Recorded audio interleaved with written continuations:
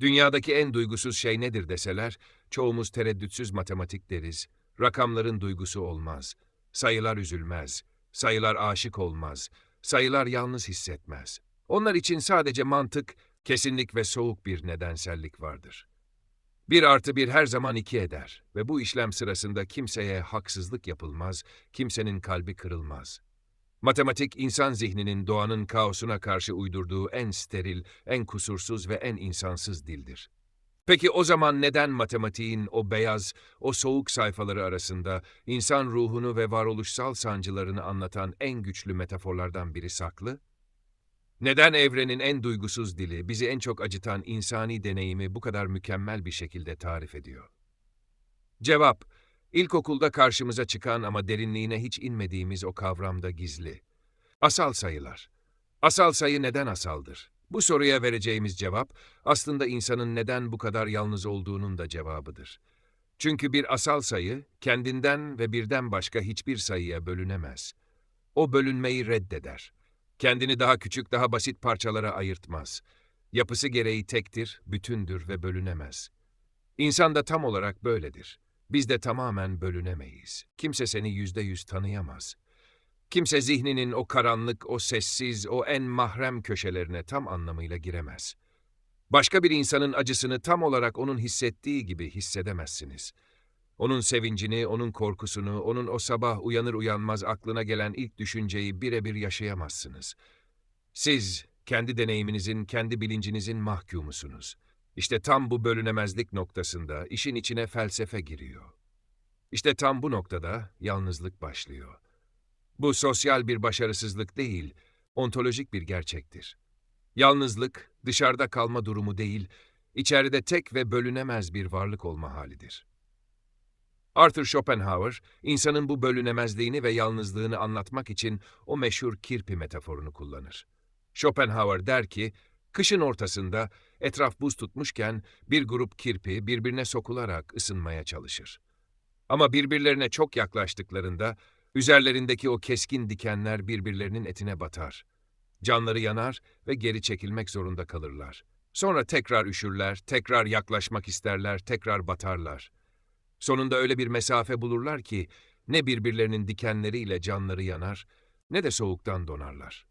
İnsan ilişkileri de, o asal sayıların sayı doğrusundaki duruşu da tam olarak böyledir. Birbirimize yaklaşırız, bölünmek isteriz, birleşmek isteriz. Ama her yakınlaşmada o bölünemez çekirdeğimizdeki dikenler birbirimize batar. Kimseyle tam olarak bütünleşemeyiz. Çünkü bütünleşmek, o asal yapıdan vazgeçmek demektir. Ve biz, acı da olsa, kendi asal yapımızı korumayı tercih ederiz. Schopenhauer'a göre medeniyet, işte bu dikenlerin birbirini batırmaması için bulunmuş o zorunlu mesafedir. Yalnızlık, o dikenlerin gölgesinde tek başına durabilmektir. Ama işin içine girdiğinizde, matematiğin bize sunduğu çok daha vurucu, çok daha hüzünlü ve bir o kadar da güzel bir kavram var. İkiz asallar. Sayı doğrusunda ilerlerken, asal sayıların arası giderek açılır. Yüzlerden, binlerden, milyonlardan bahsetmeye başladığınızda, iki asal sayı arasındaki boşluk devasa boyutlara ulaşır. Ama aralarında öyle bir çiftler vardır ki onlara ikiz asal denir. 11 ve 13, 17 ve 19, 29 ve 31 aralarında sadece tek bir çift sayı vardır. Yani matematiksel olarak birbirlerine ulaşabilecekleri, birbirlerine dokunabilecekleri en yakın mesafededirler. Ama asla birleşmezler. O aradaki tek birim, o tek çift sayı, onların arasına örülmüş sonsuz bir duvardır.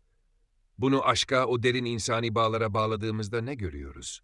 Bizler gerçek sevginin, gerçek aşkın tamamen birleşmek, tek bir varlık olmak olduğunu sanıyoruz. Oysa belki de gerçek sevgi tamamen birleşmek değildir. Gerçek sevgi birbirine çok yakın kalabilmektir. O aradaki tek birimlik mesafeyi, yani diğerinin bireyselliğini, onun bölünemezliğini, onun kendi yalnızlığını kabul edebilmektir.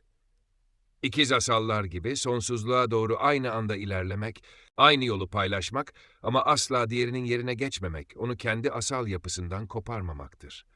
Belki de en büyük sevgi, diğerinin yalnızlığına saygı duyup onun hemen dibinde, o tek birimlik mesafede sessizce eşlik edebilmektir.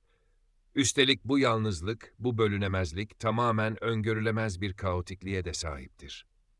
Asal sayılar, sayı doğrusu üzerinde belli bir kurala, basit bir formüle göre dizilmiş gibi görünmez.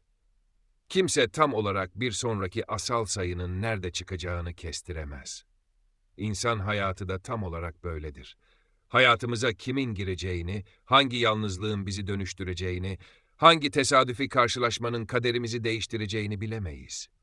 O asal sayıların, o düzensiz, o vahşi dağılımı, bizim o öngörülemez hayatlarımızın, o beklenmedik acılarımızın ve beklenmedik sevgilerin tam matematiksel karşılığıdır. Şimdi gelelim işin en büyük ters köşesine, o muazzam felsefi paradoksa. Asal sayılar yalnızdır. Bölünemezler. Kendi başlarına dururlar. Günlük hayatta saydığımız, kullandığımız o sıradan sayıların, o kalabalık bileşik sayıların arasında ezilir, görünmez olurlar. Ama matematiğin en temel teoremlerinden biri olan aritmetiğin temel teoremi bize şunu söyler. Bire birden büyük her tam sayı ya asaldır ya da asalların çarpımı şeklinde yazılabilir. Yani evrendeki o devasa, o karmaşık, o bölünebilen her sayı aslında o yalnız asal sayıların bir araya gelmesiyle oluşur. Yani en yalnız görünenler aslında bütün yapının temelidir. Hiçbir şey onlar olmadan var olamaz. Bu felsefenin yüzyıllardır üzerinde düşündüğü o büyük yalnızlık meselesine bambaşka bir ışık tutar. Sören Kierkegaard'ı düşünün. Kierkegaard, kalabalıkların, o bölünebilen, birbirine karışan sıradan sayıların içinde eriyip gitmeyi reddeder. Ona göre hakikat, kalabalıkta değil, o mutlak tekillikte, o bölünemez yalnızlıktadır.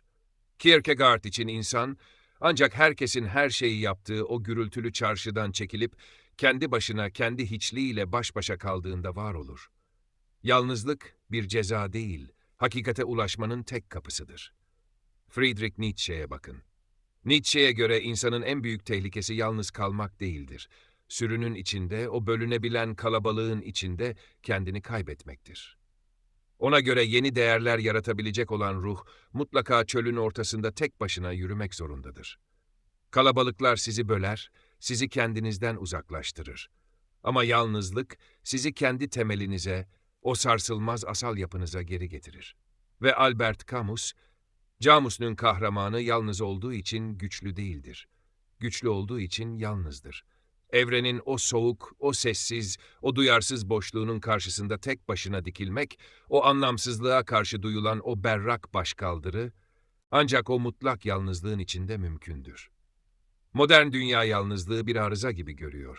Onu sosyalleşme denen o devasa bölünme işlemiyle tedavi etmeye çalışıyor.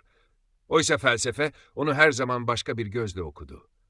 Kimi için bir lanetti, kimi için hakikatin tek kapısıydı.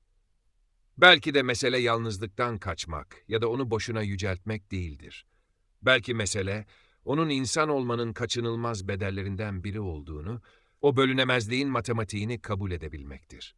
Belki de hepimiz hayatımız boyunca bizi tam bölebilecek, bizi %100 anlayabilecek, o asal yapımızı çözebilecek birini arıyoruz. O mükemmel uyumu, o mutlak birleşmeyi hayal ediyoruz. Ama belki de sorun, kimsenin bizi anlamaması değil. Sorun, bizim asal olmamız. Ve bu çözülmesi gereken bir sorun değil, kabul edilmesi gereken bir varoluş biçimi. Bir ayrıntı daha var. Matematiğin en zarif, en ürkütücü gerçeklerinden biri. Öklit, bundan tam 2300 yıl önce asal sayıların sonsuz olduğunu kanıtladı. Sayı doğrusu uzadıkça asal sayılar da uzar. Milyonlara, milyarlara, trilyonlara gittikçe araları açılır. Seyrekleşirler, bulunmaları zorlaşır. Ama hiçbir zaman tükenmezler. Sonsuza kadar devam ederler.